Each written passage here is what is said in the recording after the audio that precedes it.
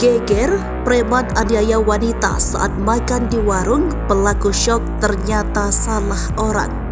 Kapolsek Kramat Jati, Kompol Rusin mengungkapkan kasus penganiayaan seorang wanita oleh pria berinisial N di kawasan Pusat Grosir Cilitan, Kramat Jati, Jakarta Timur.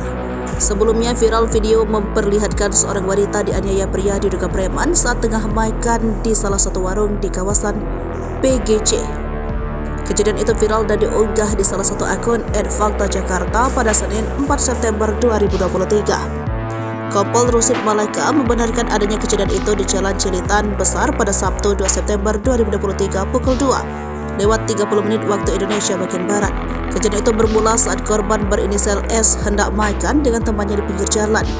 Lalu pria N yang berdagang di dekat warung tempat mereka makan tiba-tiba bertanya kepada teman S berinisial PLO. Pelaku bertanya apakah S adalah A yang merupakan kekasih I. Namun S menjawab bukan dan menyebut namanya. Namun korban tak mengiyakan soal namanya dan menjawab dengan nama aslinya. Bukan saya S, kata korban yang ditirukan oleh Rusin. Mendengar jawaban itu, N langsung naik pitam dan langsung menendang S. Area tersebut langsung ramai karena S berteriak-teriak meminta tolong.